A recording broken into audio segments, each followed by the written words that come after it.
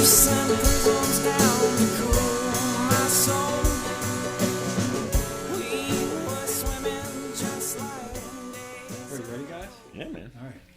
right, and welcome to the podcast. I'm here with Chef Ryan Butler from the Wheeling Brewing Company, and we just had a fantastic meal of ribs, chicken, steak, two kinds of potatoes, broccoli, which is, for being broccoli, it was incredible broccoli, and then there was the reverse Scotch egg.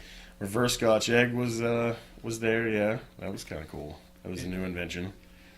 I've never had a bad meal around you. In fact, anybody that's listening, if you have a chance to become friends with the incredible chef, I highly recommend it. You end up eating lots of good meals. Lots of good food, man. It's always around.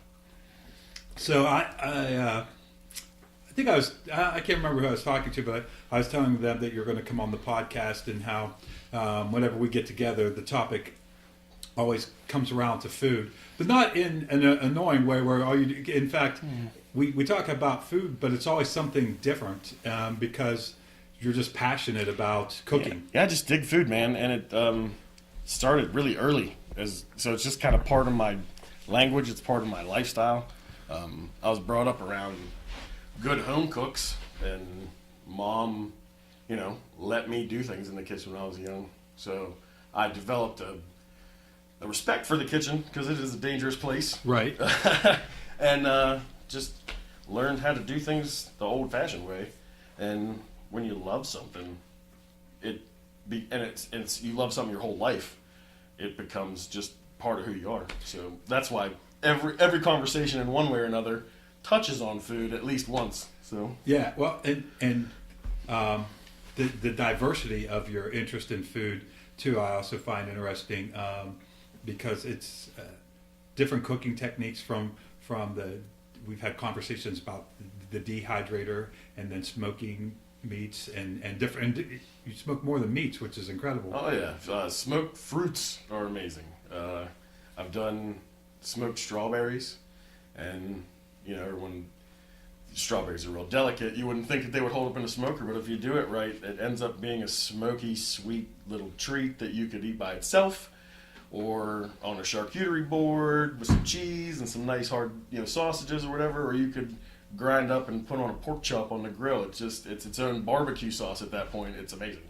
The one thing I always tell people when we talk about your cooking, or when I talk about your cooking, is the one time I came into your kitchen and you had a smoked duck egg yolk, and it tasted like cheese. Yeah. I'd never even heard of such a thing. Yeah, you can cure egg yolks. What we do is we separate them just like you would for, making custard with the yolks. You'd separate the whites out, but you can't break it. So you lay it in a bed of spices and salt and cover it up, and you let it cure till it draws all the moisture out of it, and you rinse that off. And while it's still wet from rinsing it off, I put it in my smoker and then fully dehydrate it. So there's really, it becomes almost like a stained glass window pane. Like you can see light through it, but it ends up being like a smoked Gouda, and some people have described it like bacon and eggs in one bite. It is. It really is.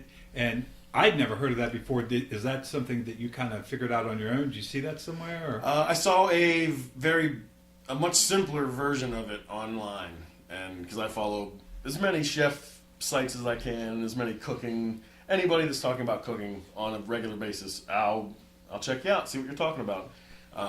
But somebody had done it in just sugar and salt, and then they dehydrated it in the oven.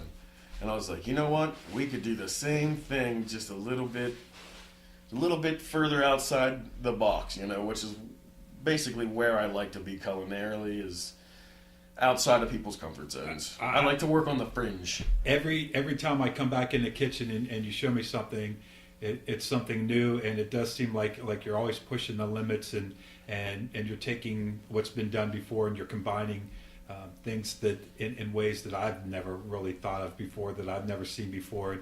That I think that's what, in my mind, takes you in a different level from just a great chef to being a real food artist. It is fun. It's as I've educated myself in the kitchen.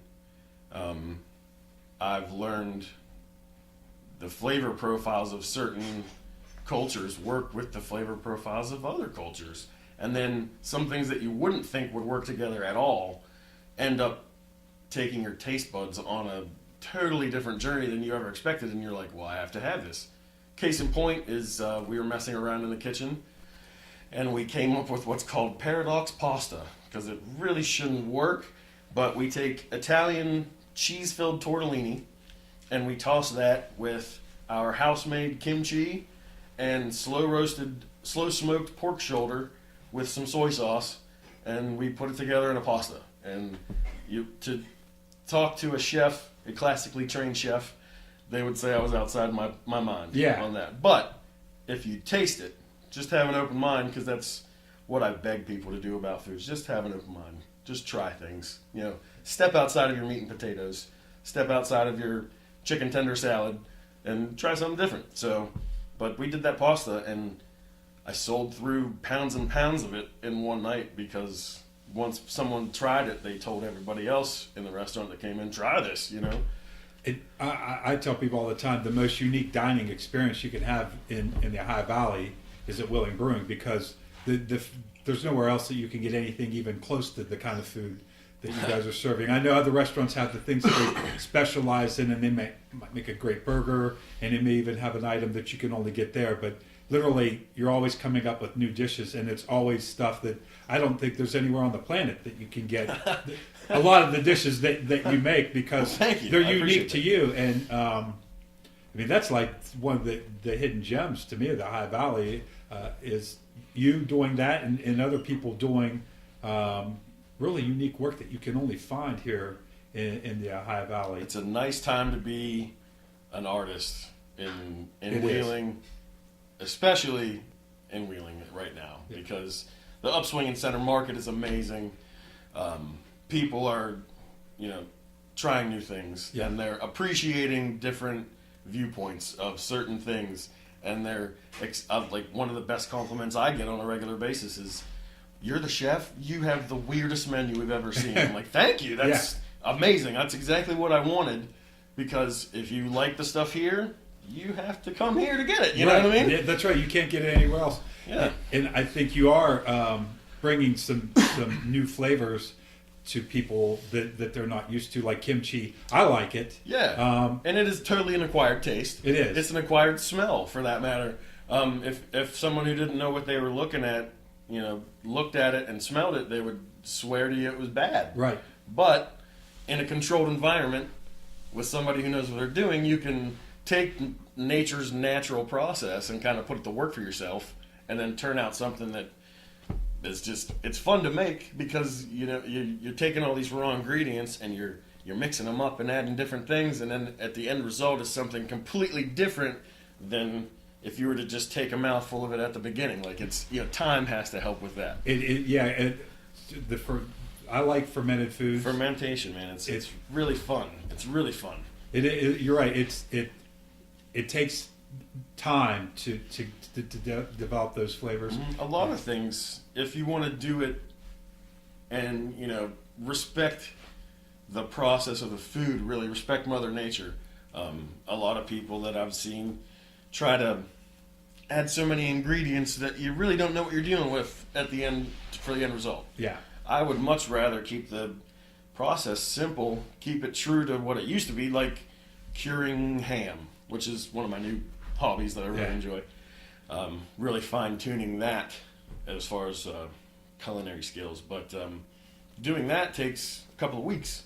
Sure. At least. We do a simplified version of a country ham, and we smoke it through the smoker, and it comes out, and it's amazing. It's just, they're just waiting for it as part of the build-up to tasting that ham at the end of it. Day one, you put the rub on it. Oh, in 2 weeks, this is going to be delicious. And any more of that level of patience is just not something that people are that well at accomplishing. And for you, I would imagine that because it takes 2 weeks, you kind of have to know what you're doing, because whereas maybe you're making a soup or something, you can dip a spoon in it and see how it's coming along. You kind of have to know when you're going into what you're getting into. People ask me, how do you get this stuff to taste like this? And with ham, I messed up a lot of ham. I turned a lot of really delicious pork into really expensive fishing bait. Yeah. And it catches fish wonderfully, but you couldn't put it in your mouth at all. Like a human couldn't take it. So I've learned a lot, messing up stuff. And that's why I feel confident, and now I can look at what it's doing and go, that's right. Well, I know some of the smoked things that I've had that you've made that you not only got it to where it was edible, but you really went a step further and dialed it into where it's your sister's graduation party. I forget what it was, but it just melted in my mouth. It was something from the smoker. Duck, I believe, duck breast. I had some there, but basically you could take any. I like the more palatable fatty meats like pork fat and duck is amazing. But if you cure those down right, and then put that through a slow smoking process and really take your time with it and really care about it, really just love it, and it'll turn out something that's you crave. People come back and they go, "Oh, do you have this?" Because I've been thinking about it. I'm like, "Yeah, we'll do that." Have you noticed that because people have come in and tried a dish that maybe has a unique ingredient, that it's opened their mind up to trying more, to be a little bit more open-minded towards whatever you have. That I didn't think I'd like that the last time, so throw me something unique, and they've kind of broken out of their mold. Oh, absolutely. I mean, from day one, when I took over, I kind of pre-warned everybody, like, hey, we're doing things that are different, so you're going to have to explain the menu a little more. We're going to have a little more in-depth conversation with the customer, find out what they want. But as far as people trying things, they've been really receptive, and now I have people that just come in and, well, whatever the special is, I'll take that. Whatever you guys are doing today, we'll trust eat. The chef. Yeah, we'll just eat what. And I also have really close people who have eaten at restaurants that I've worked at in the Valley that have just followed me. That they'll just come in and see that I'm working, and they'll just, hey chef, feed me whatever you want. Yeah. Let me know the price. Thanks. Isn't that like the highest compliment a chef can get? It is really great for people to just come in and say, I don't need to know whatever you put out in front of me. Yeah, and there are certain customers I know what they like, I know what they're allergic to, and I give them what they want. So you're going to come back. If you can get, especially that personal relationship that I know that I'm feeding these people and giving them something that I love to do anyway, and they really like it. So that is the best thing as a chef, is to have people really just trust your judgment. And I think that's you don't see that very often anymore. You don't. I know most of the places that I go, even places that I like to eat, I don't really know who's cooking the food, and I may really enjoy the food. There might be some place I go all the time, but that's probably something unique, at least for the High Valley, is a restaurant where it's really it's driven by the chef. I wouldn't say driven, but at least, the food experience is not so much driven by the chef, but I like to lead people in certain directions, Right. And kind of, and as far as who's cooking there, there's only two of us. Yeah. My sous chef, Audrey, does a wonderful job. She really makes it, she made it, for the first month I worked there, I didn't have any help. I had the owners would help me out. They've been really great to me. And so I hired Audrey, and she kind of gave me the freedom to expand in certain aspects of the kitchen. Sure. Cure the egg yolks. We pickle our own vegetables and eggs and all kinds of stuff there. Without her, I couldn't have the freedom to do that. Right. So, but she does a great job. So there's only two of us cooking there. So, and it really, you have to be there, because it's not like somebody could come in and really do what you do. It's. I mean, I'm actually, it's nice to have help, for sure. Sure. I am very active as an executive chef because there are only two of us. Yeah. So we do our own prep, we do our own cooking, cleaning, dishes. We have help with dishes on occasion.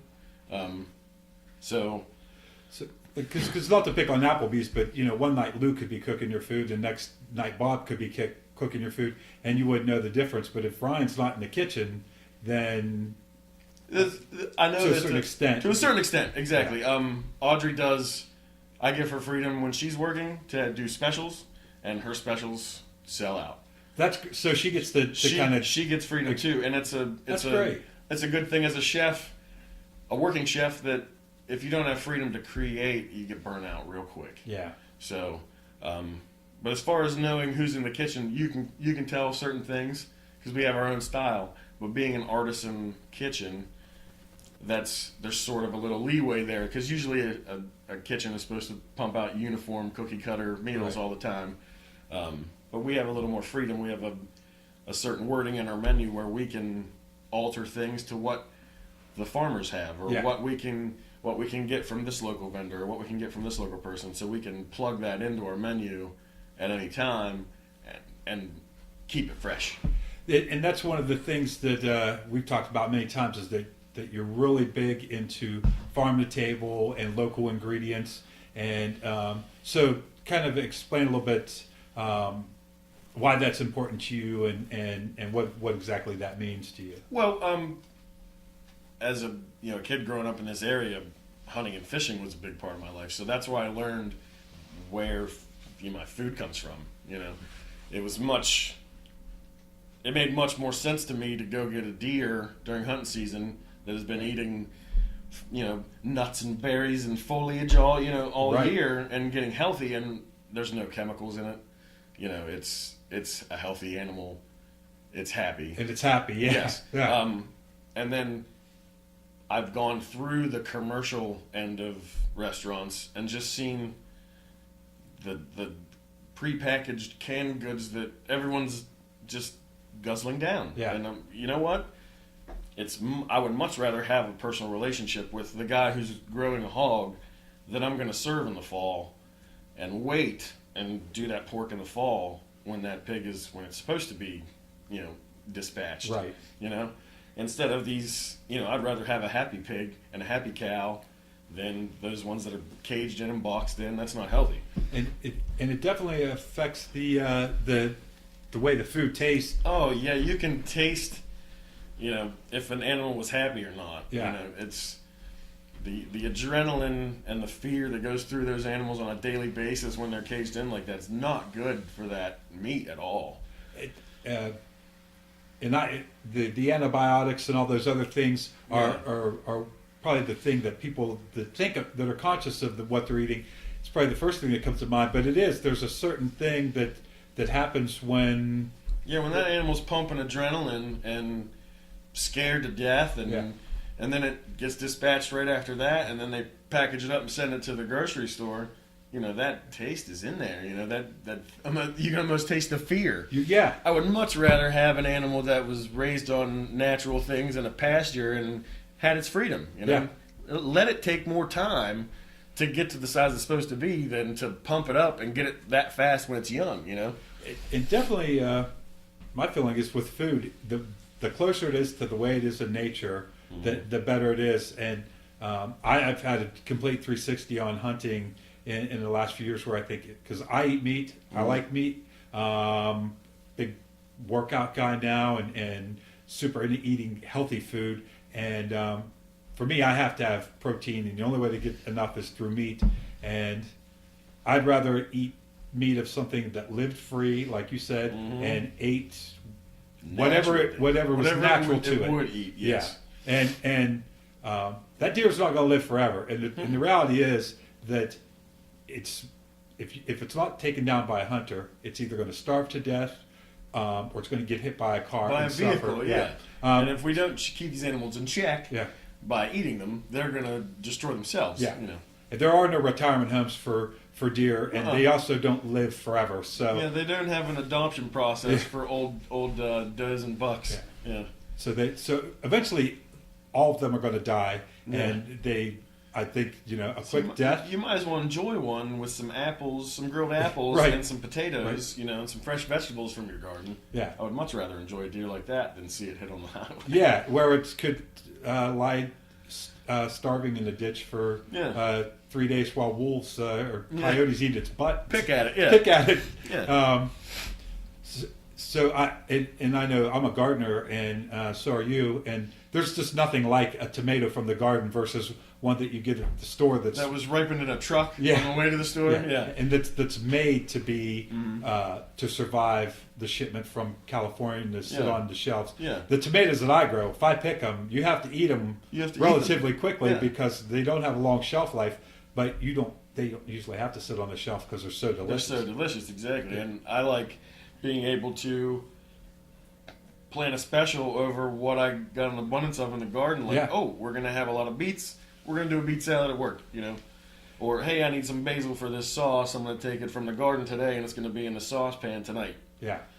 I think your culinary skills has to make being a gardener that much more enjoyable, because a lot of times I'll grow things, and I kind of prepare them in the same way, but man, if I knew how to take more advantage of the things that come out of my garden. The more I learn to do as a culinarian, the more I want to just have a farm and not have to go to work. Just working on the farm would be my job, and if I had animals and a garden with vegetables, with the knowledge I have, I could turn that into a product that I could sustainably live on the whole year. Sure. So, you know, the more I learn in one, it makes me want to learn more in the other.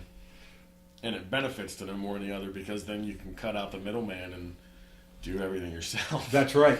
Well, and I think what's nice about that is it's not that you're saying, oh, if I learn this, I can make a lot of money, but you just have a passion for it. Yeah, no, I just want to learn how to do it so I can do it and then do it all the time. And I don't have to depend on somebody else to do it for me. You know, if I can grow pickles on the vine and put them in the brine and, you know, have pickles for the whole year, then I don't have to go to the store to ever get pickles. I have them in my cupboard already. And the ones that you have in your cupboard, you can't buy at the store. You can't buy anything like that at the store, I'm sure. No. And if I go to the farmer and he gets me a pig in the fall, the pork chops and the sausage that I make off of that and the hams that I cure off of that, you're not going to be able to find that in the store either. Yeah. And I can do it in my yard.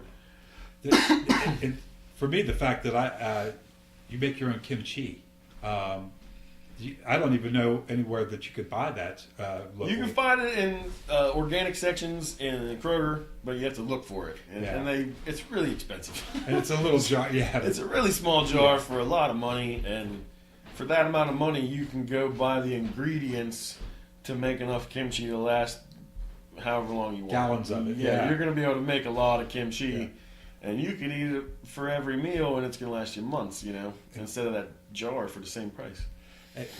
And I'm big on fermented foods because of just how good they are for you. Oh yeah, they're great for your gut. You take a bite of kimchi and it just wakens up all your senses. Yeah, all of them. Your nasal cavity starts to move. Your eyes water a little bit. You tingle. It's just a great thing. And it makes you feel alive. Yeah, absolutely. So. We were talking earlier about the program you're doing at the farmers market, and I find that really interesting. And so, if you want to explain that, because and for me, the skill involved to be able to do that. So basically, what we do at the farmers market, we show up with propane tanks, a cooktop, cast iron pans, utensils, and spices, and we go around to all the farmers, ask them what they have, ask them if they'd like to, basically have the market buy a small amount of their product to give to us that we can take back over to our tent and make food. And then what we do is we just go shopping when we get to the market and ask them for their ugly stuff. Like, hey, can we have that misshapen carrot over there? Or can we have those ugly bulbous tomatoes that... They're fine. They're just not pretty. Right. So we take them and we go to our tent and cook it up, and then give out samples to anybody that comes by and wants them. We pass out samples to the gardeners and all the vendors, and we pass out samples to the customers. And basically, what it is, we are a commercial that you can smell at the market. So when somebody comes up to us and goes, "Oh, what are you doing?" Well, we're just here. Here, try this. We're just here cooking food. And we let them try it, and if they like it, they ask where we got it. And they ask what we did. So we tell them what we did, and we tell them, well, that's the farmer you can get it from. So then they can learn something that they might not have learned anywhere else. They can come here and, well, I don't know how to use a kohlrabi. Well, here's how you do it. And we show them how to clean it and cut it and cook it. And then they go over to the guy. They go over to the guy selling the kohlrabi and they buy it. Yeah. Where they would have walked by before with the guy with the bison, he gave you a local bison farmer came up and he was right next to me and I told him what we did and he gave me a piece of meat. So I cooked it and I passed it out to everybody. And he said, well, next time I'm going to have to give you a porterhouse because I sold out of that particular type of meat because you were there to explain what to do with it and we were right next to him. So, I mean, it's a win-win situation because I get to do what I want to do anyway and have fun with it. Yeah. And the vendors get to benefit from it because they kind of get a little bit of promo right there. Sure. And demo for people to learn about what they're growing, and then I point them in the right direction. Because I know I would probably look at the bison vendor and say, boy, that looks interesting, but I don't know if I want to spend money on that because I don't know what it will taste like in the end. I don't know what taste it first, if they were giving out samples, and that's what happened, you know. And I love the idea that you guys go in there and you figure it out on the spot. Totally on the fly, man. It's Iron Chef farmers market. Yeah, it's like street art or something. It really is, and that's what it is. It's basically my friends and I joke around about my grill outside because it's made out of basically what equates to junk metal and leftover cinder blocks, you know. But if you have my friends and I have kind of adopted the way of cooking where if you have a place that can hold heat, you can cook. So all I need is a flame. You know, if I need to cook over candles, you get enough of them, I'll turn you out a meal. Right. And it may not be Michelin quality, but it's going to be, you'll be able to eat it, you know. And, you know, even all my friends were in some way or another skilled in the kitchen because we all became friends catering together. So. Yeah. So now when we hang out and, you know, everybody gets hungry, we don't eat hot dogs and hamburgers. We eat, you know, filet mignon or, you know, goat that was locally raised or, you know, it's a whole different level of snacking. Yeah. I know every time I've ever been at one of the parties that you guys had, the food is off the hook. Oh, especially with my family. Yeah. My brother is a chef. My sister is a baker. Both of my parents are whizzes in the kitchen. We come from a line of meat cutters on one side and cooks on the other side. So I mean, when our family gets together, it's a let's see who can outshow the other one, and just everybody brings their A game, and it turns out to be, you know, a pretty decent spread. We don't have normal things. there's potato salad, but there's also goat ribs and, you know, homemade salamis and stuff like that. You know, it's not just your regular picnic fare. Speaking of your family, it's interesting that I now I've met everybody in the family, but I've met everybody separately. Yeah. I met your dad because he works on my cars, and then I met your mom because she's a nurse at the hospital where I work, and then put two together that they were married, and then I met your sister when she worked at the hospital. I didn't realize that was your sister or that was your mom's daughter, and put the pieces together. Then when I finally met you after that, and then I think I met your brother at the graduation party. Yeah. But I kind of encountered everybody separately, all from the same family. And that's usually, you know, when you meet somebody from a family, you meet the other family members through them. Yeah. And everybody, you come from a really good family, man. They're some good people. It's a fun family. It is. It's pretty fun when we all get together. So this has to be an exciting time to be in food because there are just so many foodies out there. It is really nice. I've been in the restaurant industry for over 20 years now, which is terrible to say out loud. But we used to be considered to help, really. Yeah. You know, absolutely. Don't be seen and don't be heard. Just make sure the food comes out right. Right. And now I hear more and more, you know, passing on the street or people that come in, they want us to talk to the chef. They think, oh, that's so cool. Yeah. You know, it's kind of like being a rock star. Right. And it's nice for once. It's finally nice to have people appreciate what you're doing and then kind of trust you to do Sure. what you're doing, and like we don't have American cheese in the restaurant. Right. We don't have ketchup in the restaurant, and people have asked for it at the beginning, and I told them, no, we don't do that. There's other stuff that you can get in place of that Right. to try it. But, it is nice that people finally just kind of go, okay, well, you know what you're talking about, and we like what you're doing.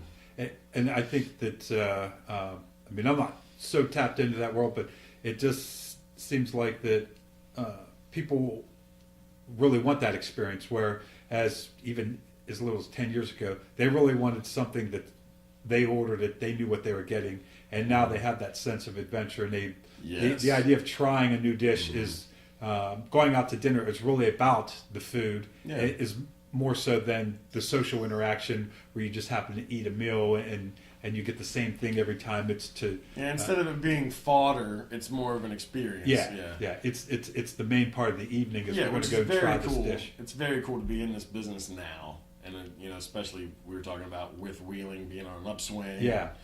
People just really coming outside their comfort zone and just appreciating things for what they are instead of trying to fit everything into their comfort box.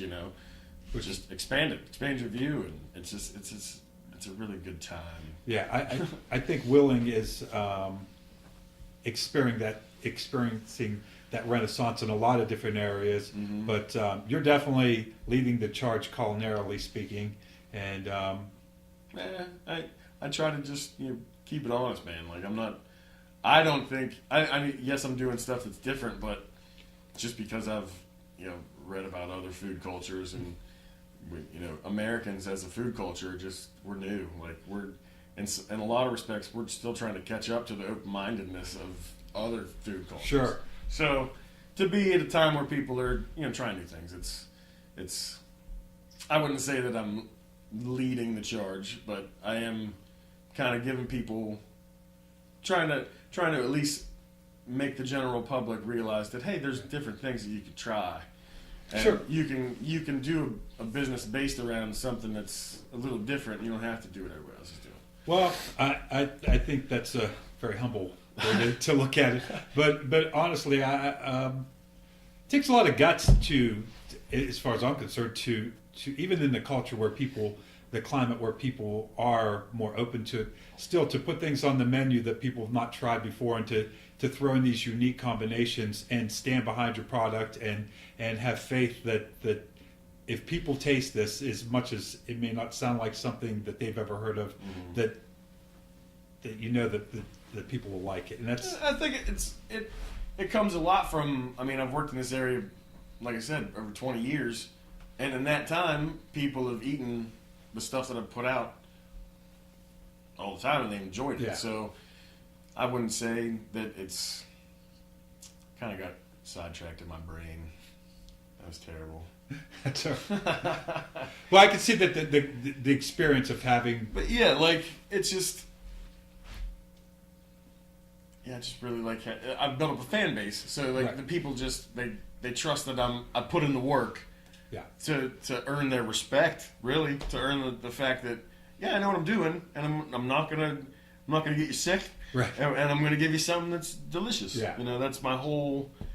That's if I wanted to have like a code of ethics, it kind of starts with just give people a good experience. Yeah. Number one, be clean, be safe, and then other than that, be creative. yeah. And I think that's a draw. Is people have realized that I'm gonna put out something that you're not used to. Yeah. Well, I think it is such a different dining experience from where you go to a chain restaurant where you know what you're going to get no matter which one you stop into. You know what you're gonna get before you walk in. Yeah. Like you go, oh, I know their whole menu. Yeah. And I'm gonna get this, and I'm gonna know exactly what it's gonna taste like. No matter where, yeah. And so this is like a 180 from that, and I think that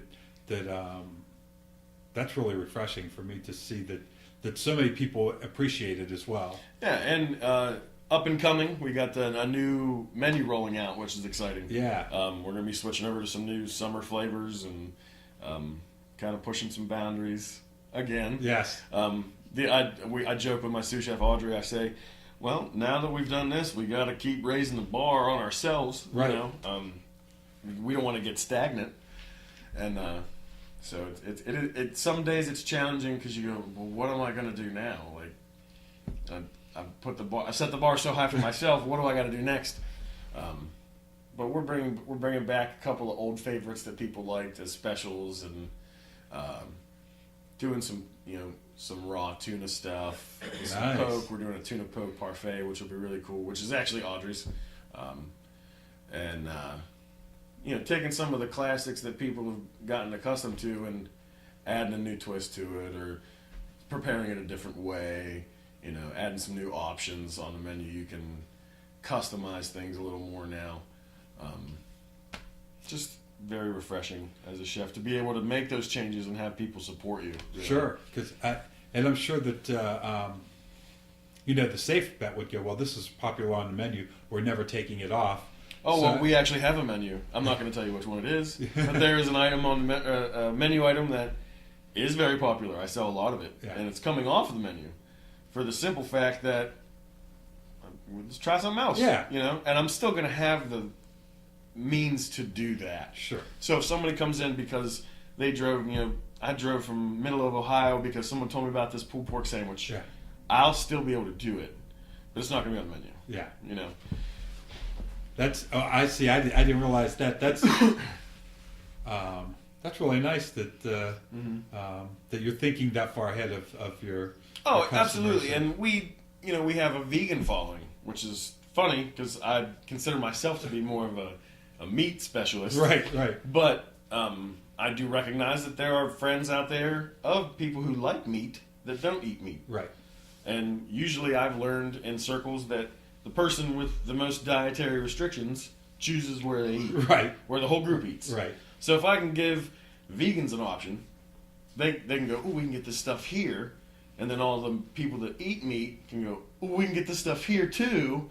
Then they're all going to be happy. And it's a complete dining experience. Yeah. And if you have dietary restrictions, because we do everything ourselves, we don't phone anything in other than tomato products, because I don't have somebody growing me that many tomatoes that I need. Right. But if you have a dietary restriction, let us know. And I like to have that open line of communication with, if you, I can't have gluten, what do you have? Well, I have a couple options that we can do, It's just, you want to try to accommodate everybody, especially people with more restrictions to their diet, because they're probably getting the same old boring stuff everywhere else. Yeah. If you have a dietary restriction, and I know for me, I have a certain self-imposed dietary restriction where I'm just trying to eat healthy. So a lot of times there's certain restaurants, why bother? Because I know there's very few things there that I can eat from just the standpoint of I don't want to put crappy food in my body. So it's nice to be able to come in and have the ability to really. Yeah, we'll be doing a grilled garden platter with as much local vegetation as I can get. Really, we'll be doing a vegan kimchi bowl, which will be just vegetables and rice and our kimchi. We'll be doing a detox salad, which is kind of a fun thing to serve at a bar, brewery. We kind of joke around and say you got to detox before you retox. That's right. But it's a really delicious vegetable and fruit and nut salad with kale and broccoli, cauliflower, cranberries, and then our house dressing. And it's fun to eat because there's a lot of cool things in it, even for somebody like myself who I wouldn't pass up meat to eat a vegetable. Right. But this stuff I actually crave sometimes, so I got to get me some. Well, and I think the thing is your food is healthy because just by the fact that it's so much of it is natural. Yeah, we cook in olive oil and vegetable oil. We don't have a fryer. We don't have a char grill putting a lot of smoke up it. We have a smoker, but that's vented, Yeah. But we do everything. I go shopping. When it's seasonal, I go to the farmers markets to get my vegetables. So as much as I can, really. So if you start with healthy ingredients, you really don't eat. You don't want to put too much stuff in it. You really don't have to. Like if you just let Mother Nature's ingredients speak for themselves, your real job as a chef is just to be able to put the pieces together. she's got all the parts. Yeah. You know, everything's there that you need. You just gotta put them together. That's it. The other thing I like about the experience is, and I told this story on a couple podcasts ago about an experience I had in Pittsburgh. And you'll have to go back and listen to the episode with Kyle, Eddie, and Robbie for the name of the restaurant, because I'm not going to mention it again. But they had rabbit and venison on the menu, which I thought was cool, and I got the pan-seared duck, and it was $45, and there was nothing exceptional about it. It was a piece of duck meat thrown on a grill, except for the fact that it was too salty, and there was 2 tablespoons of some minced potato thing, and the pretentiousness of it was so annoying that literally the food that you're serving is a very reasonable price and a very casual atmosphere, and it's a great dining experience. Thanks, man. And this place, I just could not believe the pretentiousness behind. And I don't like when I'm pretentious, and I try not to be. And it's just one of my pet peeves. And I just thought, how dare they charge me $45 for the palm of the hand, the whole meal. I was literally as hungry when I left there as when I came in, and I would have been okay with all that if the food was exceptional. Yeah, it needs to, if it's that, it needs to be way above. And I can't, and even I could see you pay a little bit of money for an atmosphere and for a nice setting and nice china or whatever, but there was nothing about it that was exceptional. It needs to hit on all the cylinders, man. And I come down to Wheeling Brewing and this amazing food that you can't get anywhere on the planet, and it doesn't break your wallet, and that's probably my highest compliment. And it's right there in Wheeling, West Virginia. Well, man, I'm a home-taught chef who learned how to cook down-home family stuff. I just have a creative brain and took my education in culinary arts further. Yeah. So I have those roots, and it's got to taste good, number one. Yeah. And don't try to candy coat it, really. Yeah. Like this, if this is what it is, tell people this is what it is. But, I'm doing something to it that takes skill, and it takes a little bit of knowledge and effort, and that's why it costs this much. Yeah. But when you eat it, you're going to go, oh, I get it. Yeah. Hopefully, at least. Oh, I've eaten so many of the things you had where literally you just want to eat slowly and savor it because you don't want it to be over. You don't want it to be over. I've had dishes like that before. Yeah. And even just some of the simpler things that you've given me where you're like, oh man, I'm getting towards the end. This is disappointing because it's almost over. Yeah. But I mean, if you think about food like that, instead of just being something that you need to consume to keep going, right, it becomes a little more special. Yeah. And it should be, especially when you go out to eat. When I eat at home, I do kind of eat for yeah. When I eat at home, it's really, I have a wonderful girlfriend who knows how to cook. She does. But if she's not around, I'm usually eating like a cold cut sandwich or a bag of chips. Right. I eat terrible for a chef, and everyone's like, "Well, why don't you weigh like 500 pounds because of all this good food?" You don't want to smell it. Yeah. Like when I get done with a 12-hour shift in the kitchen, I don't want to come home and smell meat. Yeah. And work with chicken breast. I don't want to do that. It's like the mechanic who comes home and, oh, can you work on the car? No, I don't want to do that. But so I just like that instead of it being just something to consume, people are starting to. It is an art form. Yeah. It's, and they're appreciating it for that. I know it's funny because as a filmmaker, I've never shot video, I don't think, of any of my nieces and nephews' birthday parties. I don't when I'm at any kind of function. I'll see people have their phone out and they'll be filming a concert or a party or something. Mm-hmm. I never film anything when we're not making a movie because I just have no interest in it. You don't want to do it. Yeah. They said that the one guy from This Old House, I think with Norm, that his house is just incomplete all over the place. Oh, yeah. All these started projects that he never finished, because after working on this old house all day, the last thing he wants to do is come home and work on his own house. Oh yeah, yeah. But there are days like today. You know, my mom and dad were coming over for the birthday party, and Yeah. we were having friends over for that, and I grilled meat. Yeah. I do the meat here on the brick grill outside. But it's pretty nice teamwork when we get together on a meal. Well, I think that's one of the, to me, where I know that you love cooking, because you've come over to my house before for a barbecue and you've cooked. Oh yeah, Yeah, and I'm glad you did. Because I make pork chops all the time, and you were cooking the same pork chops that I buy all the time, but they didn't taste the way they do when I cook them. And Sarah, like I said, man, I messed up a bunch of pork chops. Don't worry about it. Well, and you're also a pretty good teacher, because I remember as you were cooking them, you were explaining to me what you were doing and how in the future, and I probably forgot what it was, because I think that was kind of in the fall last year, Yeah. so I need a refresher. But and just naturally, as you were cooking, you were sharing the information, and that comes from growing up in the kitchen with my parents and my grandparents. Like, they were doing that to me, so I just kind of thought that's how you cook. When you're cooking something and you're prepping something, you talk about it. Yeah. And this is what I'm doing. This is why I'm doing it. So it's just ingrained in my DNA that if someone's standing within earshot, I'm going to be talking about what I'm doing. You know. And if someone can learn how to do something, great. Yeah. A lot of chefs are worried about people steal my technique. Go ahead, please. Yeah. Please. You know, or come work for me. You know.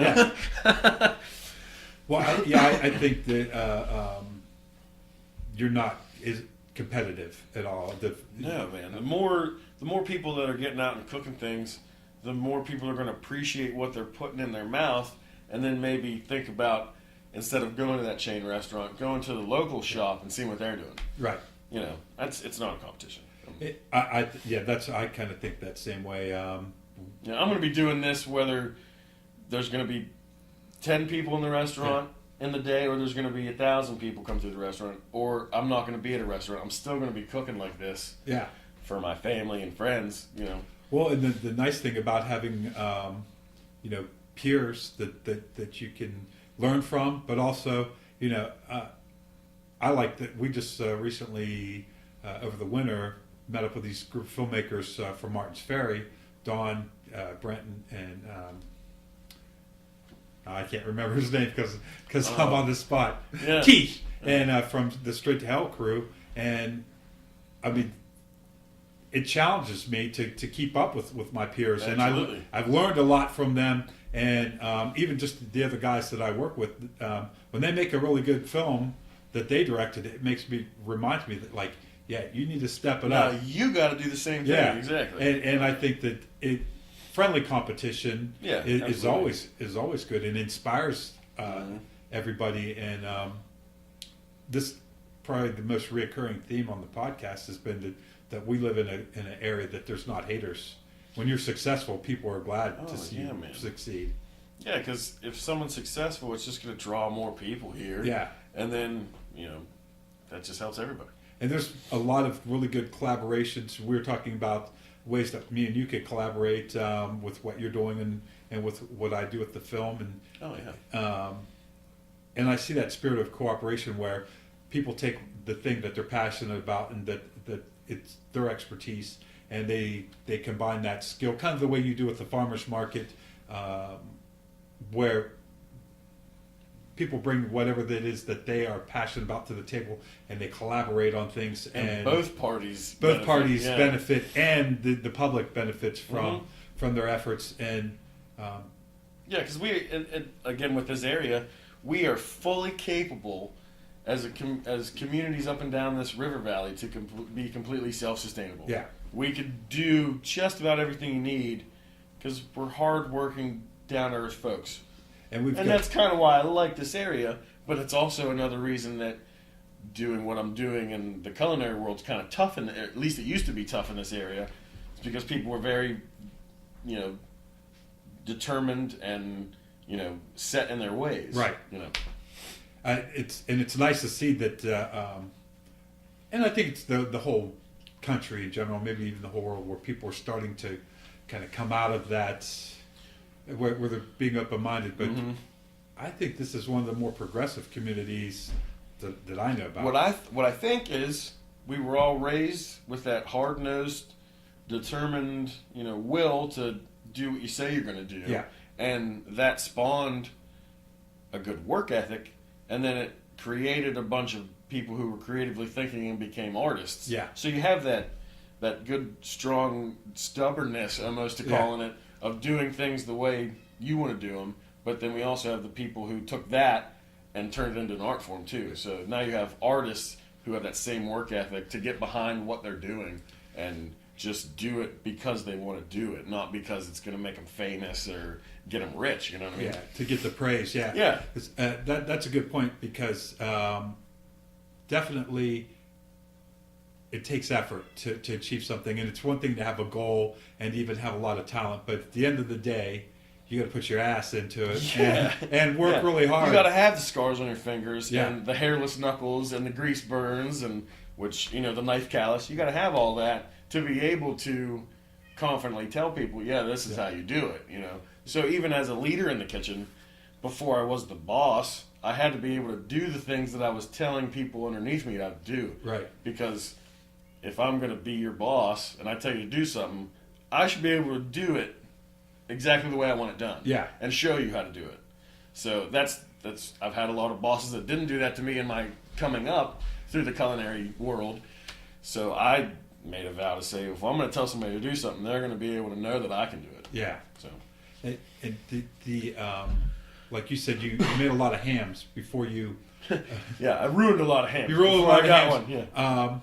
That takes a lot of effort and a lot of perseverance to not just say hams aren't for me, because I know for me, because I'm going to buy my ham now. Yeah. I don't have the passion for cooking, so I might try to cure ham.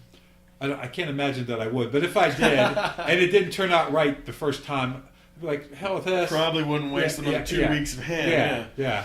And that's where I think having a real passion for what you're doing. But I just really wanted people to taste my product, and no matter what it was, to taste it and go, wow. Yeah. That's all chefs, whether they want to admit to it or not, are after that instant gratification. Man. Yeah. They're after that person who puts that first bite in their mouth and they just completely roll their eyes back and they clutch their, there's, oh my goodness, that's exactly what I wanted, or I've been craving this. Like I did earlier when I tried the steak. Yeah, we had the steak and the ribs, man. Like, if you can make a grown man do this sound right here, I mean, you've done your job. That's right. And all chefs, whether they want to admit to it or not, are after that, because we can instantly see the results of our labor. Yeah. If you take any other job, you're not going to see the payoff immediately. Right. I can put out a plate in 10 minutes, walk out, watch that person take that bite, and love it.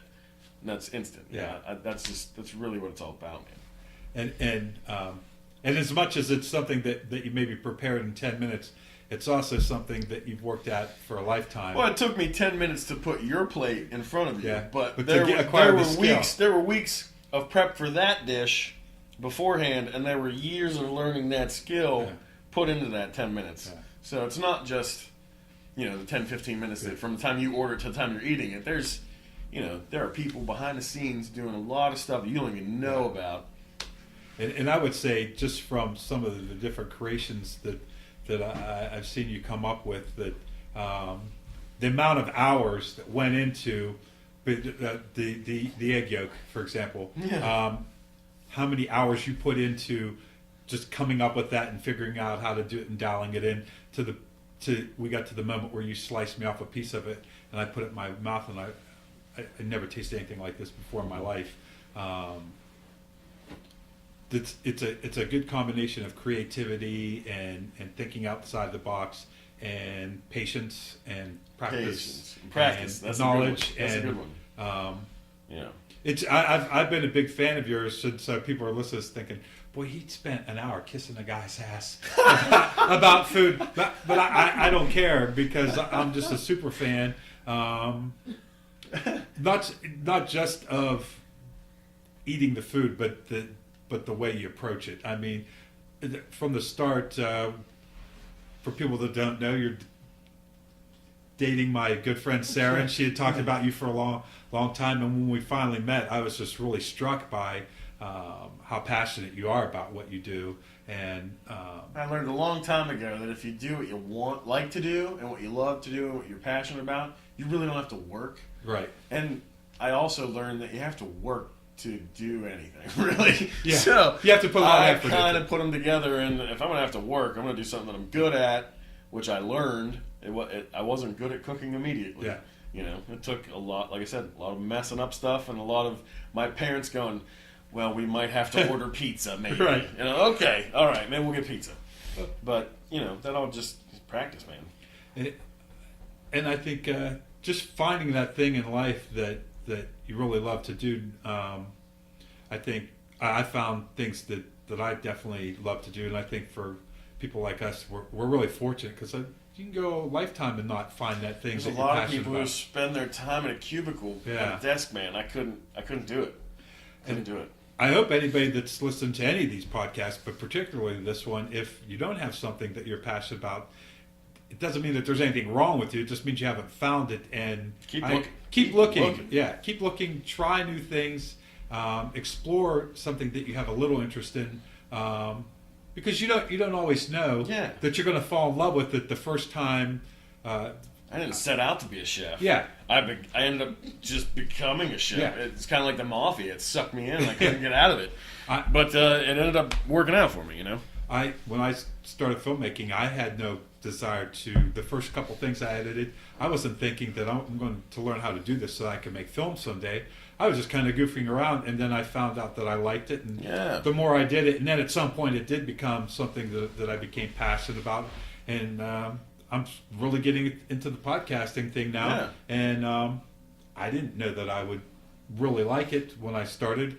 I just thought it'd be fun to try, and maybe I'll do 4 or 5, and if it's no fun, I won't do it anymore. But Yeah. turns out that I'm enjoying it. Turns out it's kind of cool. It is cool. Yeah. It's fun. Well, and I mean, conversations like this, we hang out, we BS all the time, and we talk about a lot of these similar things. But it's something about the fact that we have 2 microphones in front of us that it's a little bit more of an intense conversation. It's And professional, man. well, I go as deep as I can on the professionalism, Yeah, but yeah. I'm still wearing short pants. So. Hey, that's all right. Yeah. I'm wearing slippers, so we're good. That's the casualness of the James Wodarcyk Experimental Podcast. Yeah.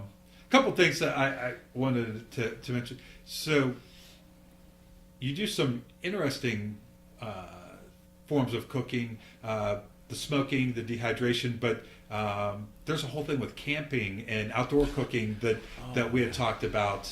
And my dad and I and my brother just kind of over the years built up a collection. It was mostly for Dad's birthdays and Father's Days and Christmas. We would give him cast iron.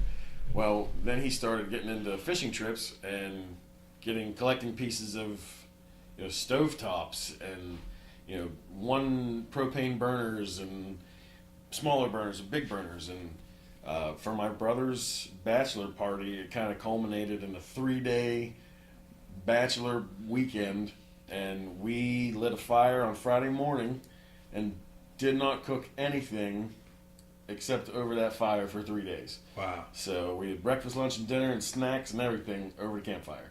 So my dad and brother and I kind of joke around that we could have a business just doing camping catering. I think we definitely could. We could turn out 3 meals a day for however long you want, wherever you want. Really. Yeah. Yeah. And that is because most people, when I think of camping out and cooking, it's a Hot stick dog with on a hot- stick, yeah. And No, we did biscuits and sausage gravy, and we did grilled venison. And we had steaks and baked potatoes and corn and everything else, man. Sitting around a hole in the ground. yeah, the ability to churn out that kind of a meal over an open fire. Yeah, we did Scotch eggs over a campfire. Fresh smoked bacon that came out of the smoker at one house and came over warm, and then we sliced it and put it in the Nice. skillet that day. Yeah, it's become a rustic art form in our family, is being Sure. able to cook cook high-end things with minimal equipment. Well, you definitely embodied the DIY spirit. Yes. You really do. The makeshift, I guess you would call it, grill that you have out there, but it's cool. It Makeshift is the nicest word anyone's ever used to describe it. Yeah, makeshift. But yeah, it's cinder blocks, man. You need most of a hole. You just need a vessel to have heat. Well, yeah, use what you got. And that's such a great way to approach things. So where you say, I don't really need to go out and buy a grill. You have the knowledge of what you need to put the flame or to put the heat to the food, and you look around what you have available and you build it. And and that's probably more durable than any gas grill that anybody have in Oh, your gas grill's going to wear out. Yeah. Those cinder blocks that I have sitting out there in a pile, they're going to be all right. Yeah, yeah. Now, because I got here late after you were done using that, what did you use to heat it? Was it charcoal? Was it wood? Lump hardwood charcoal, the stuff okay. that's not the briquettes, the big chunks of actual hardwood. We made our own charcoal. Yeah. Okay, I think I remember you telling me about making your own charcoal. How do you do that? Basically, you take your lumps of wood and you put them in a metal box where you can cut off the airflow, and you put that box in a fire, and then when it just starts to smoke roll out of the box, you take it off and you have charcoal in there. So you want to blacken the whole bits of chunks of wood that you put in the box, blacken them without oxygen, so they're not actually burning, they're just turning into coal. Wow. Yeah, and then that's what you grill on. And it's much better. Like my dad just cut down a pear tree, so if I'm seasoning that wood so that later on I can smoke bacon over pear wood. It's fun to get everything local. Like I try to do everything as close to home as possible. And the fruit trees are what you want to Fruit use for trees, smoking. cherry, apple, pear. That's what I use. I mean, you can use hickory and oak and all kinds of other stuff, but I just like to stick to the cherry wood, apple wood, pear wood. And they actually have a certain flavor. Absolutely, absolutely. What you use, I've cooked ribs over pecan shells before because that's what we had. Yeah. So it was right after Christmas, and everybody's bowl of nuts that they have with the nutcrackers. We saved all the shells and saved some of the nuts that went on sale, and we were smoking ribs and chicken over pecan shells. That's awesome. Basically, you just want to stay away from pine because it's real acidic and you don't want to. Not a good flavor. You don't want to get that on your meat. If you have to cook something in the wilderness and you need to light a fire and there's pine, yes, do it. But if you're trying to turn out some nice brisket or something, maybe you don't want to do pine. Well, brother, this has been a great conversation, and As always. What day does the new menu launch? New menu rolls out June 1st, and we'll be that's a Thursday, I believe, and we'll be working the bugs out that whole weekend to make sure we optimize the dining experience for the customers. But so new menu rolls out June 1st. Yeah. So if you're listening to this, Thursday, June 1st. Yeah. Come down to the brewing company. and before that, come get something off the old menu. And, Yes. And then come down June 1st, and you can get something off the new menu. It's Wheeling Brewing Company, and what's the address? 2247 Market Street, Wheeling. Down in the heart of Center Market. Oh, yeah. Get some craft brews, and then I got to see Sarah's brother Josh, who is part of Brew Keepers. And I hate to admit it because it's not fashionable these days. I'm not much of a beer drinker, but I easily drank 2 of those beers. So Stand beer and Wheeling. Yeah, they were pretty delicious. it's ridiculously good, and super good. there's so much good. There's Good so stuff many going good on. things coming out of Wheeling right now. Yeah, So just yeah. if you're not from Wheeling, Yeah. come to Wheeling and check us Yeah, out because yeah. we got a lot of good things happening. Get good food and beer at Wheeling Brewing. Get good beer also at Brew Keepers. Check out the market, the shops, the antique shops, Yeah. Coleman's Fish, Yeah. Valley Cheese, which I get some of my product from. There's a whole lot of things. There's the going bakery. on. The Center Market Bakery does my flatbreads. They're right in Center Market. So there's a lot of things that you can come and get everything you need in Later Gator, one bit couple, of crepe a few blocks. You could plan your whole day. Yeah.